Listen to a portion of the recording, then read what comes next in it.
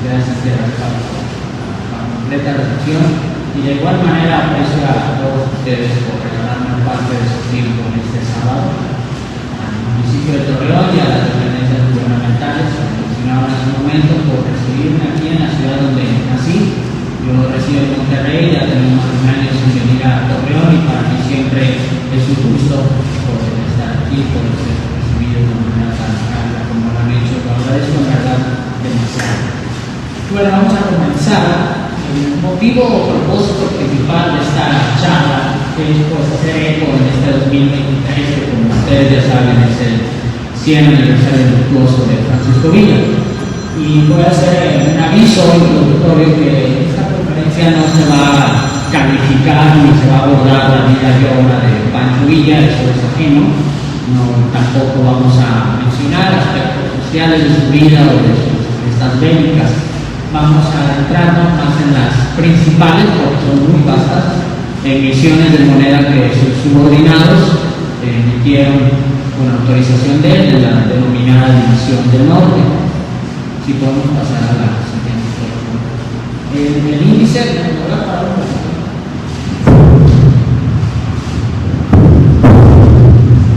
el índice que vamos a abordar es que primero vamos a ver los antecedentes de la situación monetaria previa, porque considero que antes de entrar en la moneda revolucionaria, que no empieza en 1910, realmente el caos monetario viene unos par de años después.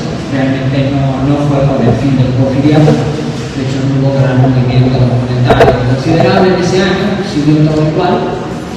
No vamos a ver, como les decía hace instantes, el inicio del caos, por qué se emiten estas monedas, que yo vamos a hablar un poquito de cifras, de estadísticas, sin llegar a ser demasiado profundo, quiénes, dónde, por qué se acuñaron. Si bien en el estado de Coahuila no existe ninguna emisión metálica, las billetes, para otra ocasión, sí existe evidencia de que en la zona de Laguna y en demás áreas del estado se incluyó una moneda que algunos estados vecinos, como Durango, Zacatecas y Chihuahua, sí emitieron. Vamos a analizar casos prácticos. Les traigo 5 de monedas específicamente. Vamos a hablar sobre las más relevantes y las que más hacen eco en la comunidad numismática. Y por último vamos a hablar de la herencia en la moneda y la medalla de Francisco Villa, y saliéndonos un poco de la revolución y ver a lo largo del siglo XX y lo que va del XXI cómo Francisco Villa y su imagen fue heredada hasta el día de hoy en emisiones circulantes incluso. Si nos vamos a la siguiente, por favor. Y bueno, voy a hacer cita, solo traigo pocas textuales. Hay un capítulo de un libro que me gusta mucho, se llama Villa y la moneda del turismo, que está inserto en el libro La moneda de independencia y revolución, que en el año 2009 publicó el Banco de México. Es obra de Rogelio Charteris, y él hace algunas anotaciones filosóficas respecto a la importancia de por qué hablar de la moneda dentro de la historia, de la historiografía nacional. Él dice, y cito, la moneda muestra lo que en un momento y lugar fue una realidad, reflejando un mensaje que no puede ser modificado por el paso del tiempo. Y aquí hay 2 puntos que quiero recoger. Lo que fue una realidad, las inscripciones que estaban en las monedas que hoy en día nos podrían parecer romántico, algunas alegorías o símbolos que tenían a la moneda actual, es lo que se pensaba en el imaginario mexicano en aquella realidad.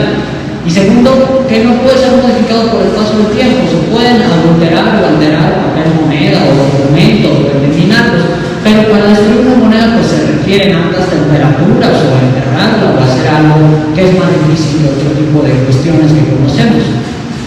Un segundo punto que dice este autor es que la moneda es historia económica, política y social. Es indicativa de escasez o abundancia, de tranquilidad o inquietud. Las monedas que vemos aquí son de oro y plata, y las más chiquitas son de cobre. Pero vamos a ver que un lustro después no había nada de oro y muy pocas de plata, y había de cobre, de níquel, de plomo, de aluminio. Como dice aquel autor que acabo de citar, esto nos muestra de la tranquilidad o de los tiempos de bonanza que se vivieron. Claro, estoy hablando del contexto macroeconómico. O sea, yo sé muy bien que había gran penuria y desigualdad en la revolución. Sin embargo, como mencioné al principio, no voy a entrar en una situación social que pasaba en la desigualdad en gran parte del país, y sería el norte de México. Este es un contexto contexto más de lo que circulaba, pues se supone que en todo el país, pero si bien es cierto que no en todos los lados de la geografía llegan estas monedas, más sí en la Ciudad de México, que es donde va a empezar este caos monetario. Y por último, este mismo autor señala que la moneda se trata de una ventana privilegiada que permite echar un vistazo al pasado histórico. Y es muy cierto, porque como les comentaba momentos atrás, es muy difícil modificarlas o borrar lo que quiere decir. Y sobre todo porque, a diferencia de un documento, no se hizo solo uno. Se hicieron miles, cientos de miles y en algunos casos se hicieron millones de las que vemos. Y al entonces se da cuenta Porfirio Díaz, que llega al poder en el último cuarto del siglo XIX, más allá de alguna manera de sus pros y contras, la situación monetaria que se venía tratando de arreglar en el siglo XIX, que fue muy problemático. Retrocediendo brevemente, cae el Segundo Imperio, llega Juárez, no le da tiempo porque fallece, pero deja los cimientos del sistema decimal que hasta el día de hoy usamos. Y sería Porfirio Díaz el que lo consolida. Y en cuanto a moneda como tal, es hasta la reforma monetaria de 1905, que es la base actual del sistema monetario, es cuando se emiten estas monedas que de 1900, bueno, a excepción de algunas, pero en 1905 se acuñan algunas sobreviviendo, como a la revolución, el centavo chiquito que trae de cobre. Esta moneda se acuña hasta la década de los 40 con el mismo diseño. Y en el caso de las monedas de oro, hasta los años 20, 30 y al día de hoy se siguen retrocelando y se pueden conseguir en instituciones bancarias. Eso les habla de la importancia de la reforma monetaria de 1905, que junto con la de 1998, los nuevos pesos, fueron los pesos monetarios más relevantes de todo el siglo XX. Entonces, esto fue lo que se viene recogiendo y la moneda que tenían los revolucionarios, que vamos a abordar en unos instantes más. Si le puede dar. Y bueno, pasa una situación muy interesante. Ahorita vamos a ver dos mapas. Los estados que acuñaron moneda, y aquí vamos a ver quién era el centro de acuñación oficial.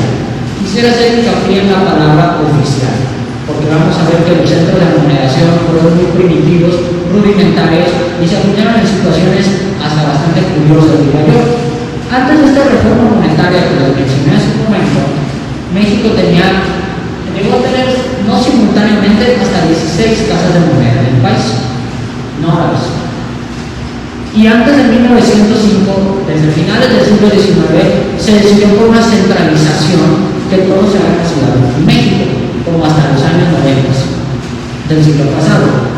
En el caso de los estados del norte de México, si bien nunca tuvieron una casa de moneda republicana, sí se abastecían desde casas de moneda cercanas, como la de Durango, en la capital del estado de Durango, o la de Zacatecas, que fue de las que más acuñó. Las más productivas y donde más circuló la moneda fueron las de Guanajuato, en la ciudad de Guanajuato, Zacatecas y la Ciudad de México, fueron las más productivas. Hubo otras en Sonora, en Chihuahua, en Sinaloa, más en el sur, en Jalisco, en Oaxaca, pero pues no fueron productivas a lo largo de todo el siglo XIX. Hubo algunas que cerraban y otras que habían estuvieron en el lugar. También San Luis Potosí, debo decir, fue abastecido el estado de Coahuila de las monedas que ahí circulan. La de la Ciudad de México, en mi caso, de hecho lleva más de 400 años en operaciones, pero bueno, a día de hoy se hacen en San Luis Potosí, pero bueno, ese ya no es otro tema. Si pasamos a la siguiente. ¿Cuándo empieza el cambio monetario? Yo les mencionaba al principio de esta charla que no fue en 1910. Realmente no pasó socialmente nada relevante con el fin. Hubo algunas manifestaciones del movimiento antireeleccionista de Madero y escaramuzas bélicas pequeñas en comparación a lo que vendría pocos años después. Aquí vemos cuáles fueron los presidentes de México en este periodo. Y realmente lo interesante, el motivo de esta conferencia es cuando asesinan a Madero y a su vicepresidente Pino Suárez y toma el poder el denominado usurpador Victoriano Huerta por algunas triquiñuelas legales que ahorita no voy a recordar. Y es hasta ahora cuando todo el país empieza, unas zonas más que otras, empieza a haber levantamientos. Coahuila es especialmente relevante, no solo por ser Madero, el hijo de este estado, sino también por Venustiano Carranza y también por la cercanía con la que se presidía Francisco Villa y más adelante en Chihuahua. Entonces el norte de México tuvo un lanzamiento más temprano que lo que sucedió en el sur. Si Y bueno, este es el segundo mapa que les mencionaba. Estos son todos los estados que emitieron moneda revolucionaria. De nueva cuenta, se puede mirar en moneda, en billete es otra historia, en billete emitieron, yo creo que una tercera parte de los municipios, principalmente Torreón, Saltillo, Monclova, hicieron emisiones millonarias, pero en moneda, no hay ninguna moneda oficial. No quisiera adentrarme al debate si las fichas o las monedas municipales que por ahí existen se pueden considerar monedas. En la opinión de un servidor no lo serían, ya que estuvieron muy limitadas a una zona y por una temporalidad muy corta. Estos fueron los estados, como que en sí no fue gran parte del país, pero si les hicieron tomar paso sobreponiendo los billetes, prácticamente cubrimos a todo el país, a excepción de Baja California y Quintana Roo, que eran territorios. Y aquí es importante reflexionar, antes de adentrarnos, si puedes pasar a la siguiente. ¿Cuándo una moneda va a ser aceptada? Al día de hoy, las monedas y billetes que traemos en nuestra bolsa es por la confianza del emisor, pero en aquella época no se trataba tanto de confianza, se trataba que estaba respaldado. Las monedas que vimos al mero principio de Porfirio Díaz, pues no requerían confianza porque intrínsecamente eran plata y oro. Es decir, el costo de producirlas estaba muy ligado al valor parcial. No se le quería confiar al gobierno porque ya tenían valor per se. Sin embargo, la moneda fiduciaria, que se tiene fe en el gobierno, bueno, ya que aquí no necesariamente estuvo dentro del gobierno, fue lo que hizo tan rica la revolución. Y vamos a ver que estas monedas, si no estaban respaldadas por un valor metálico, por una reserva metálica, como eran los billetes, si el emisor no se le tenía confianza, quedaba una tercera opción, algo desafortunada, estaban respaldadas por el plomo de las emisiones. Si tú no aceptabas mi dinero, te mataba. Y eso pasó. Francisco Villa lo llegó a hacer en una de las tomas de Torreón, pero en billetes. Ahí se conoce una famosa historia de que pues, si ustedes no me emiten dinero para mí, yo los voy a matar. Y hay historias de este tipo, no solo de Villa, también de Zapata, de Carranza, hubo por todo el país en este periodo. Y en el caso de las monedas que ilustro, que todas son del centro y sur del país, es para hablarles un poco de lo rico que fue este periodo. En menos de 5 años se emitieron monedas en cartón en el Estado de México, monedas rectangulares de cobre en Oaxaca, que eran muy finos de los bordes, que por eso se dejaron de hacer porque rompían las bordas del pantalón de los santos. O monedas de metal refinado, no se metieron en problemas y de plano le pusieron grabado oro, porque era una moneda que es común que cuando se obtiene el mineral de plata venga un poco de oro, pero pues hay procesos químicos para refinarlo separado. La premura y desconocimiento hizo que pues se fundieran con lo que venga. Y pues ellos sabían que tenían oro y pues se lo grabaron, quizá también para hacer más atractiva la emisión. Y estas monedas, sometiéndolas a un análisis de composición metálica moderno, arrojan más de una docena de materiales, cosa que en monedas de la Casa de Moneda de México estaban muy bien medidos y nos permitían que haya más o menos metal. Y bueno, vamos a introducirnos un poco más en este periodo. Y aquí pues traigo algunas análisis general del contexto revolucionario. ¿Quiénes fueron los primeros en acuñar? Hay un debate sobre Sinaloa, Chihuahua. Aquí vimos una moneda que más al ratito vamos a hablar. En este caso es una moneda de Chihuahua. ¿Quiénes fueron los últimos en acuñar? Fue Guerrero, esa moneda es en 1917, esta es del 13. Entonces vemos que todo lo que vamos a hablar es del 13 al 17, un periodo muy corto, que la cantidad de tipos monetarios fácilmente es lo mismo que se hizo en todo el siglo XIX por el emisor oficial. Y nos comparamos 4 años por 100 años. ¿Quiénes fueron los que más acuñaron? Oaxaca. Al decir los que más acuñaron cantidad, se ven diseños de monedas distintos. ¿Y quiénes fueron los que menos acuñaron? Zacatecas. Zacatecas hizo bastante papel moneda, pero solo hizo una moneda que es muy, muy complicada. Se me pasaba a decirles que si alguno tiene una pregunta, no duden en interrumpir, no tiene que ser necesariamente los médicos, se sientan todos. Y también quisiera decir que algunos autores sugieren dividir la revolución en 3 revoluciones, porque fueron varias. Aquí me voy a permitir hacer lectura. Hubo una revolución política que abordamos láminas atrás.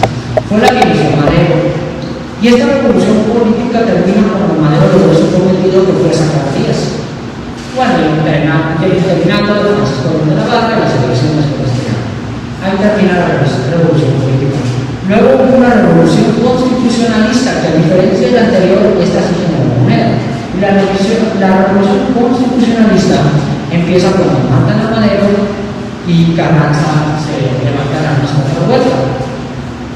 Aquí se da la moneda y termina hasta 1914, cuando Carranza logra hacerse como presidente. Bueno, titular de las fuerzas militares. Y por último hubo la revolución militar, que es la más confusa y problemática, donde también hubo moneda, que es cuando estaba Carranza, pero pues ya empezaba a tener a la sombra a Álvaro Obregón, y pues esta se dice, algunos autores dicen que finaliza con el constituyente del 17, otros autores dicen que finaliza con la muerte de Carranza en 1920 y cuando Álvaro Obregón llega al poder. Y nosotros vamos a hablar a manera de estas últimas dos, la revolución constitucionalista y la militar. Y esto es un periodo muy corto de años, desde 1913 a 1917. Ahora sí podemos pasar. Y pues aquí, como les decía al principio, no hay que juzgarlos si hicieron bien o mal, si fue más ético emitir moneda metálica o empapelar al pueblo en una deuda que pagaron los mismos mexicanos hasta bien entrados los años 40 o 50. La deuda revolucionaria fue muy grande, muy costosa y se pagó mucho tiempo después. Pero quisiera entrarme en eso, sino solamente estudiar las emisiones. Y todos emitieron, no hubo alguno, claro, hubo unos que emitieron más y unos que emitieron menos, pero todos hicieron. Madero solo hizo, él, bajo su autorización, solo hizo billetes, que no serán motivo, pero ya después el pescado viene todo militar que sabe de billetes. Villa hizo de los dos, billetes y monedas. Zapata, casi todo con moneda y muy poquito billete. Carranza sí fue el que más hizo papel. Las emisiones constitucionalistas para pagar los gastos, que este fue el objetivo de la moneda, pagar los gastos, fueron demasiado altas, millonarias.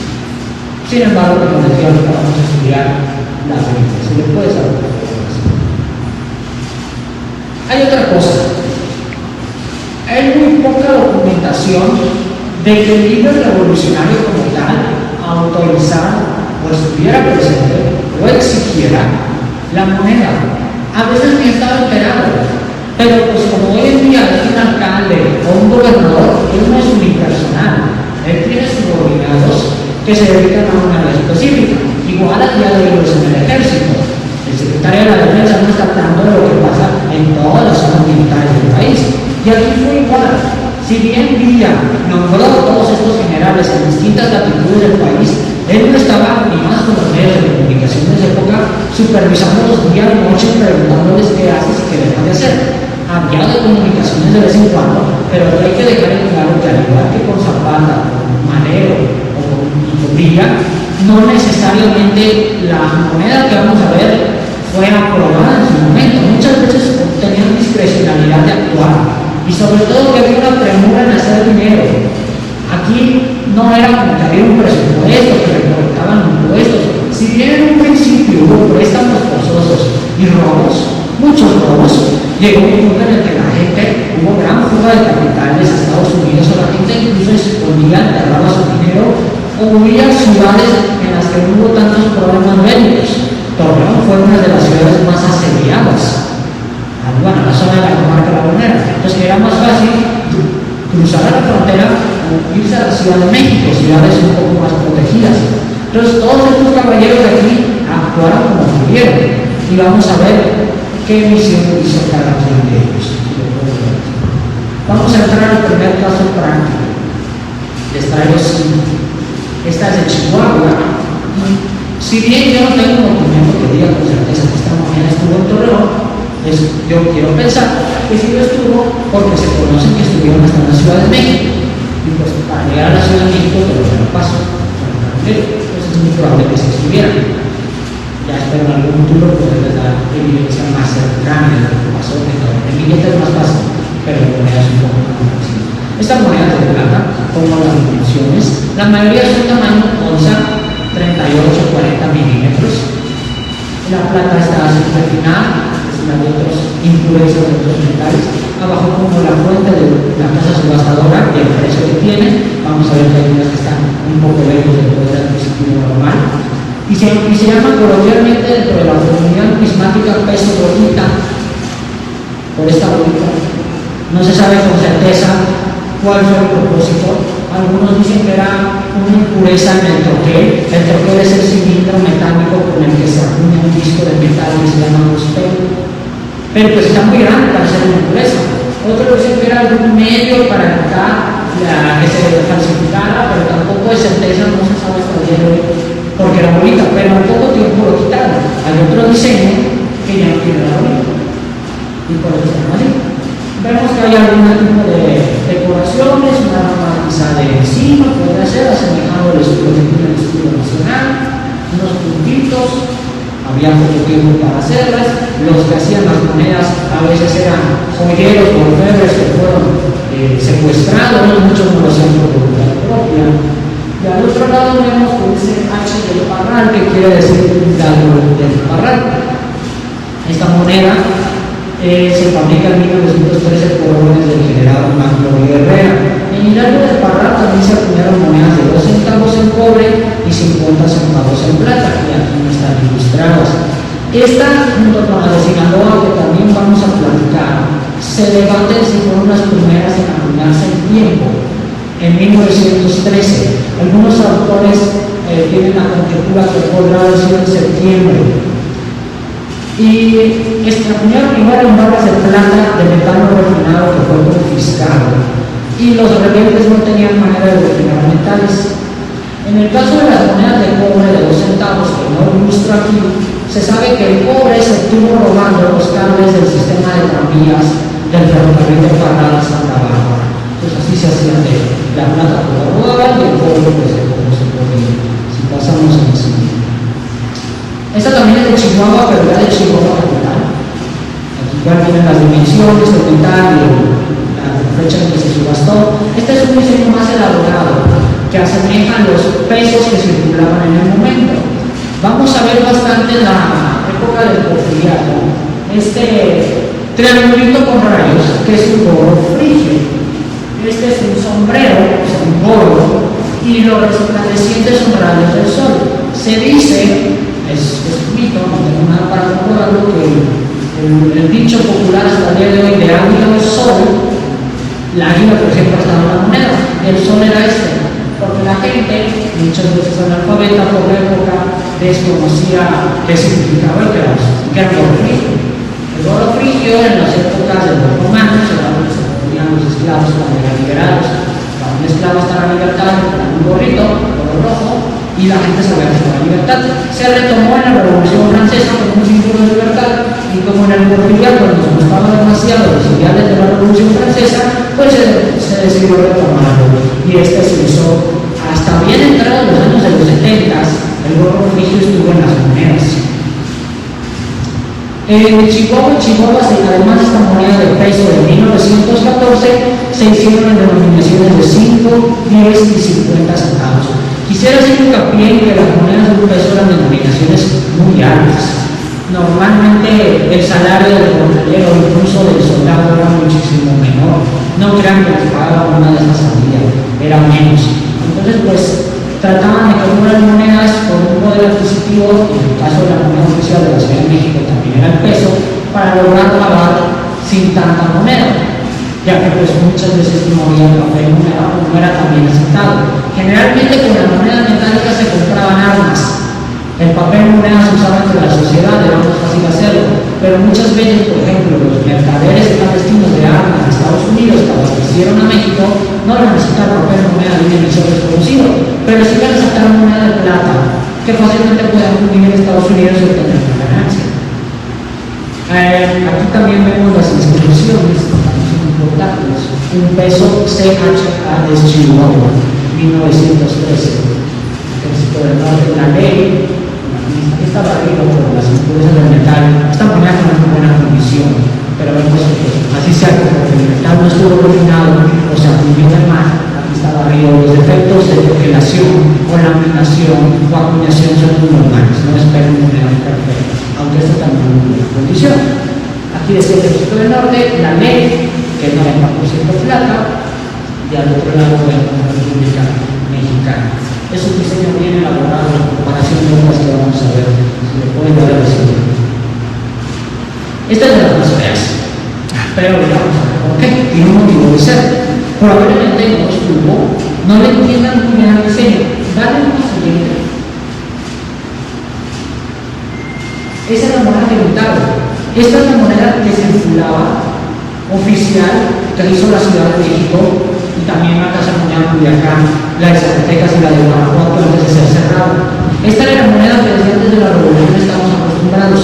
Entonces los revolucionarios pensaron, hay que crear una moneda que la gente conozca, hay una para atrás. Y esto fue lo más cercano que tuvieron. Vemos como dice mucho aquí, a lo lejos se alcanza a ver otra vez el prodigio y las inscripciones y el águila. ¿Por qué está tan mal hecha? Se preguntarán. Bueno, las monedas, no le parecen así. Esta moneda y todas las que hemos abordado son troqueladas. Es decir, un troquel, un cilindro de metal negativo, golpea un disco de metal que se llama cospel y se crea esto. Hasta el día de hoy se sigue haciendo igual. Las monedas que tenemos en la bolsa son troqueladas. Pero los troqueles son caros de acero. El acero en la revolución no era muy común. México en esta época no era una nación acerera, y menos en Sinaloa, que no se caracteriza por tener minas. Entonces, ¿cómo le hicieron? Pues hay otra manera que puede producir moneda, también para atrás, por vaciado. Los que tengan algunos conocimientos de orfebrería o de hacer medallas escolásticas o de reconocimientos, se puede hacer por vaciado. En un molde de arena, también se hacen sartenes así, de otras herramientas y demás. En un molde de arena, pones lo que quieres hacer, pones la moneda en molde, en arena, lo cierras, o sea, para que la arena no fluya el metal, lo pones sobre arena y le echas el metal líquido, se vierte por un agujerito donde adentro está hueco para crear la moneda que está ya grabado, pincelado en el positivo de cada lado. Si haces el frío metal, lo abres, para que tenga como una tortillera para hacer tortillas de harina y sale la moneda, pero el resultado era muy pobre, como pueden ver. Entonces, esto se hizo en Sinaloa. Estas monedas se llaman pesos cubananos, pesos carrasco, por los generales que las han autorizado. Hay algunos debates exactamente en donde se hicieron, y se hicieron dos tandas o dos emisiones. Una primera emisión la hizo el general Rafael Huerta en la mina del Rosario en verano de 1913. Esta, junto con el peso bolita, se debate en tiempo si fue la primera o esta tercera moneda de la revolución. Aún no hay un resultado parejo cuál fue el primero, pero bueno, de las primeras. Además fueron mal ensayadas. El que es el ensayaje o el puesto del ensayador, el ensayador es una persona que garantiza que los metales sean de la ley correcta. Ya está en desuso, pero a día de hoy también pasa en la joyería que se tiene que hacer la refinación de metales o a nivel industrial, en los cobre, en el níquel, y esta moneda también contenía oro. Aquí el problema es que la gente se dio cuenta que valía más su valor intrínseco que su valor facial. Es decir, esta valía un peso, pero se dieron cuenta que el curso metal era más de un peso. Pues el mexicano siempre inteligente las recogió, las guardó, las fundió o las vendía más allá de un peso con 40, un peso con 60, y esos centavos de diferencia marcaban la diferencia para comer 1, 2 o 3 días. Entonces se dieron cuenta los revolucionarios que estaban haciendo más negocio el portador que ellos mismos y las fundieron y se aseguraron que el metal, la liga, sea más asemejado a la plata que teníamos en pesos oficiales, que era 90%. En otoño de 1913, 2 meses después, el otro general Juan Carrasco también manda a anular otras. Existe un debate si fueron hechos aquí en el mineral del Rosario o en el mineral del Sopilote, en el municipio de Ruiz, estado de Nayarit, en octubre y noviembre del 13. También se habla que hubo producción en Culiacán. Es decir, existe debate en cuál de todas estas ciudades o ejidos realmente se unió. Y por lo más particular es el fondo de la arena. Existen algunas con resetos, es decir, pueden ustedes encontrar que tiene una GC grabada sobre un pulsón como un martillo, que quiere decir gobierno constitucionalista. Son variedades que ambas son buscadas en los coleccionistas. Y puede dar la siguiente. También se basaban en las de 50 centavos y en las de 20 centavos que circulaban, que les mostré en la primera diapositiva donde se veía por primera vez. También fueron vaciadas y también el resultado fue de muy baja calidad. Esto es algo que aspiraban, pues distaba mucho, si lo puedo ver así. Vamos con el penúltimo caso, vamos a hablar de Jalisco. Las emisiones de Jalisco son más raras, si bien es pobre, ya no es plata, y son emisiones un poco más duras que las anteriores, un poco más lejanas del norte de México, pero acumularon en variedad de metales y en denominaciones. Aquí podemos ver incluso Ejército del Norte y abajo pues también defectos de acumulación se supone que dice Estado de Jalisco, República Mexicana, y yo creo que a estas alturas ya reconocen qué quiere decir este triángulo. ¿Sí? Lo refri. Vemos que era algo generalizado por el país, porque a fin de cuentas simbolizaba la libertad, y ese era un valor que se ponía muy en alto, y más en estos tiempos en los que existía bastante opresión.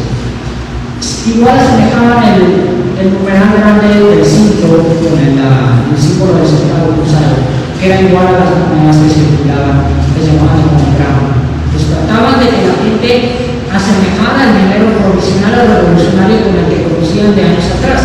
A veces lo lograron, a veces no lo lograron, dependiendo de su creatividad de los revolucionarios. En el caso de Jalisco, se autorizaron por órdenes del general José Delgado y hubo denominaciones de 1, 2 y 5 centavos. Lo curioso es que se acuñaron en un carro de ferrocarril robado, adaptado como casa de moneda. Es decir, en la casa de moneda de la Ciudad de México, en aquel tiempo, a pesar de haber pasado más de 100 años, era una fábrica bastante bien cuidada, con máquinas importadas, con una portabilidad perfecta. Bueno, aquí lo hicieron al calor y ya el carro de ferrocarril, consiguieron algunas máquinas que podrán estar robadas en alguna empresa de metales y ya. Entonces sí fue una manera muy burda como se acuñó. Por último, vamos a hablar de la más famosa de toda la revolución. Esta moneda, se han hecho libros de artículos. Hay algo que yo me atrevo a decir que ya no hay nada que decir, pero pues en revolución y en moneda nunca sabe. Esta moneda es de la más, yo creo que la que hay que hablar tantos libros. ¿Por qué? Porque le desean la muerte a un presidente en turno. Vemos que en el reverso dice moneda Huerta, o no se cansa, como lo sea. Y es la única moneda del mundo que se conoce que le desea la muerte a un presidente en funciones. Eso no, en México nunca antes había pasado. Existían bandos, o en la prensa, o afiches, pero en un objeto, por una denominación que circuló, ¿no? Es el único caso. Y por eso le llaman peso o moneda Huerta. Existen otras variaciones, esta es la más común. Hay como 7 o 8 distintos con algunas variaciones en el diseño. Esta es la que más se consigue. No es una moneda extremadamente rara, pero por tanta popularidad que ha tenido, sí ha elevado mucho su precio en la comunidad numismática, por lo tanto era bajito. Esta estaba bien elaborada, digamos que el grabado es más fino, el oro rígido de una cuenta. Estados Unidos mexicano, 1914, por los lados, un peso. Y del otro lado dice: Ejército Constitucionalista, muera Huerta. Y el republicano. Durango acuñó, el estado de Durango acuñó 2 sedes. En Cuencamén, que en aquel entonces era un pueblo de los sigue siendo, y en Durango. En Durango se acuñaron en monedas de 1 y 5 centavos que no están aquí mostradas. En plomo, cobre, latón y aluminio. Y en la ciudad de Cuencamén se acuñaron estas. Por órdenes de los generales Calixto Contreras y Ceballos Ceniceros. De hecho, se acuñaron en la casa de Calixto Contreras, en su casa se hicieron. Hoy en día su casa es un museo de pinturas, la pueden buscar en Google Maps, no hay ninguna placa ni nada, y no se conservan fotografías que observar de la casa. De él, hay un mito que se ha dicho por muchos autores, que le llamaron el peso de las 2 muertes. Ya vemos una. ¿Cuál era la segunda? Se decía que Victoriano Huerta, cuando se enteró de esto, enfureció demasiado, porque estaba muerto y porque estaba circulando en la Ciudad de México. Y él mandó a decir, sin más nada por escrito, que persona que se descubriera portando esta moneda lo mate. En cambio, no se conoce registrado, no todos lo registrado, que alguien haya muerto por portar para esta moneda y no se conoce documentación alguna. Esto obedece a que autores norteamericanos en los años 20 y 30, que hicieron los primeros libros de revolución, crearon ese mito. Como un diésel, un vino, se crea, me parece, y pues se fue siguiendo por otros autores y muchos lo consideran una historia cierta. Es un mito bonito, me vende, pero yo no le doy seriedad al respecto. Más sí creo que debe presentar esto, porque circulaba y fueron de distintos tipos. Si me puedes dar para atrás nada más. Por último, para hacer esta moneda, bueno, gracias. Se tiene evidencia que fueron raptados empleados de la fundición Azarco en Belarmena, Durango, y la maquinaria también fue robada de la fundición en Belarmena, Durango. Y la llevaron a la casa del mineral y ahí a punta de pistola obligaron a los empleados más familiarizados con el uso del metal a hacer estas monedas. Por eso el buen resultado. No crean que el soldado promedio, pues sin estudios, que se dedicaba al campo, lograba hacer esto. Y yo mismo podría, a pesar de que me gustan las monedas, pero nunca he manejado un murín o un punzón. Esto lo hacía gente con más experiencias en el área metalúrgica. No cualquiera grababa un toque. Eran funcionales y lo ejecutaron bastante bien, como las monedas que vimos que hicieron en el sur de México, que fueron un poco más vulgares, incluso el cartón. Si le puedo dar eso. Llegamos a la parte final. Pues, ¿cuánto costó todo esto que hemos hablado? No existen, salvo poquitos casos, cuánto se acumuló, como hoy en día nosotros podemos entrar al sitio web del Banco de México y ver cuántas monedas han hecho de 10 pesos. O cuántos billetes se han impreso. La revolución no hubo, ni los propios generales dieron registro. La manera era muy fácil. ¿Cuánto mineral tenemos? No, pues tenemos 2 lingotes, 2 barras de plata. ¿Cuánto alcanza? 800 pesos, pues altos. Y al día siguiente, ya quedaron, sí, se los llevaban y pagaban y ellos sabían. No creo que había un libro contable que dice tanto, o si lo había, se perdió. En muy pocos casos que existía el registro. En cambio, las que se hicieron en la Ciudad de México, por la tasa moneda, sí existen registros de la revolución. Pero no todo lo que hemos hablado, cómo se determina su rareza, su precio, pues que tantos han salido. Hay monedas que ustedes pueden conseguir en la internet o con comerciantes, y hay otras que nada más en casas de subastas en Nueva York cada 5 años, como algunas que les he mostrado. El estado de conservación también tiene mucho que ver. Entonces, les doy estas cifras totales que involucran el todo, incluyendo billetes. Y al final me lo cuento. Los egresos de la revolución, ese es lo que costó, según el propio ejército constitucionalista.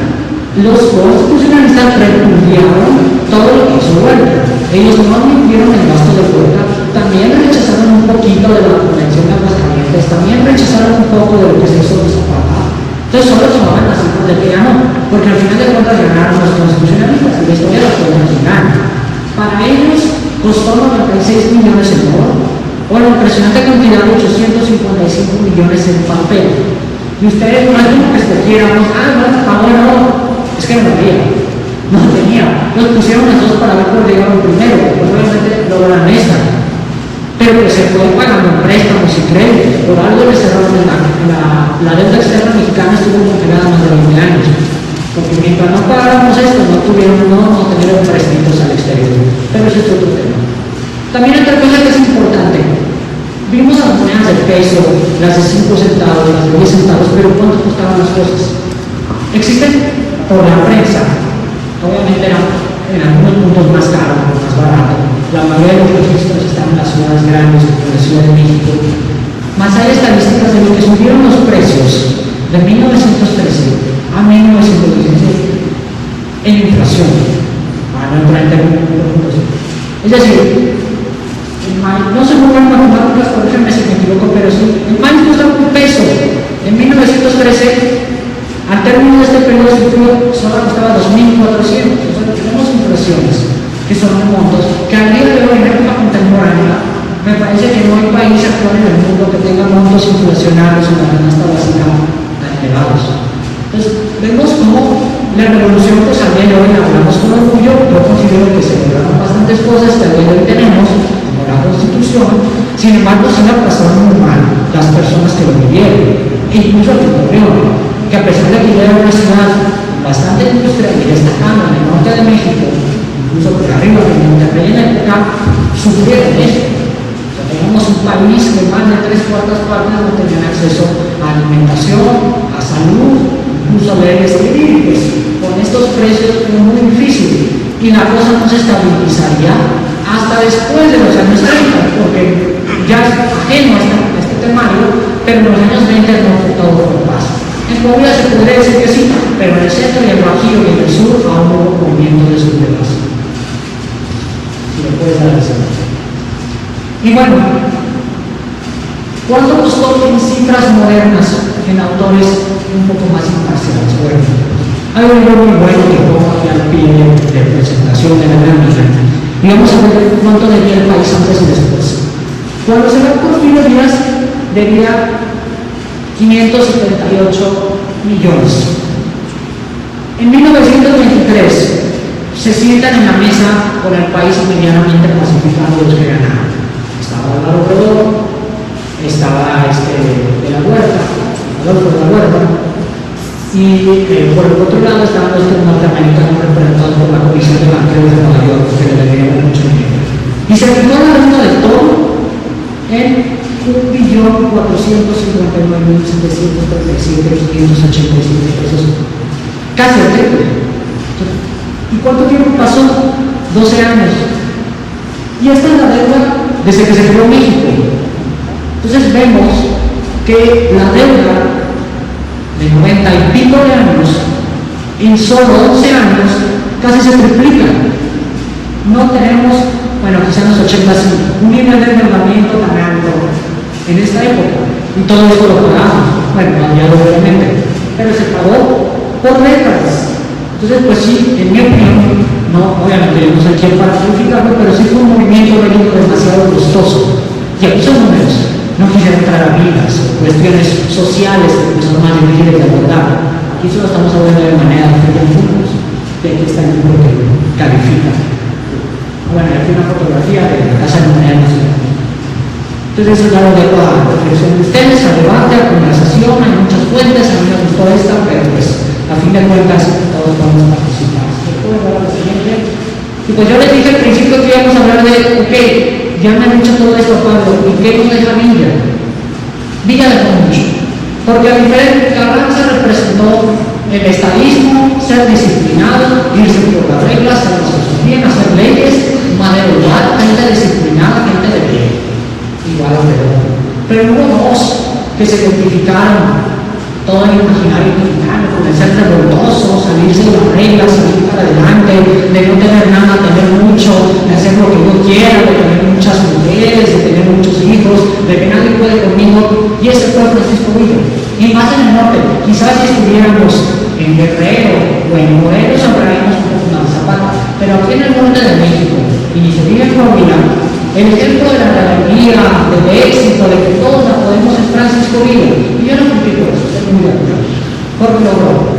A fin de cuentas, sí, fue una persona que se metió mucho a lo bien o mal que hizo, logró hacer algo en contra de Victoria Bueno. Y por eso se le ha reconocido a lo largo del siglo XX en docenas de medallas que ahorita vamos a ver monedas. Junto a su corcel, con un buen jinete que era, con las municiones, con pistola en mano, se le ha recreado en medallas gubernamentales y en medallas privadas, algunas alusivas a Torreón, tenemos unas en pantalla, en cantidades. Aquí puse solo 10, pero fácil podría juntar las 100. Hay en oro, hay en plata, hay en cobre, en infinidad de metales. Por ejemplo, las que se siguen dando año con año en distintos estados del país son los maestros cuando cumplen tantos años de servicio en el sector público conmigo. No me preguntan mucho la relación que ya con los maestros, pero bueno. Entonces, aquí está idealizado. Entonces, eso es muy importante.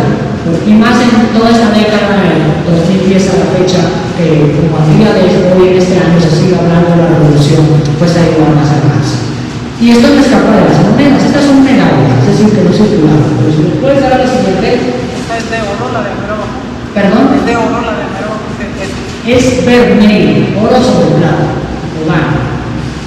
No tengo que ilustrar ninguna de oro, pero sé que sí. En monedas también. Recientemente ahora podemos encontrar en la bolsa del pantalón, en la colección que hicieron para el centenario de la revolución, se le hizo una Francisco Villa. Hay bastantes quejas de muchos personajes que se escaparon. Pero recordemos que la historia oficial cuenta que Villa fue, y yo no voy a criticar eso, fue una persona buena, de bien, que procuró las escuelas, que construyó, que fue una persona que se va bien con los niños. Y la historia lo hace así, me parece bueno eso. Por eso en el 2008 se hizo esta moneda. En el 85 fue la primera vez que se emitió una moneda que acompañado de otras personas que le desearon la muerte, pero bueno, eso es curioso de los gobernantes. Zapata, Madero, Carranza y Villa. Que no se den cuenta que estaban juntos en una moneda porque se pelearían, pero se emitió esta moneda conmemorativa. Y por último, también aún se puede seguir circulando. En el centenario de la Comuna de Zacatecas también se le recreó junto a sus principales generales en tal contienda. Esta moneda, esta aún está circulando. Y pues quién sabe qué más pase para Villa en los siguientes años, yo estoy seguro que seguirá siendo recordado. No solo en la numismática, también en la historia de México. Y ya para cerrar, si ustedes se pueden dar la siguiente.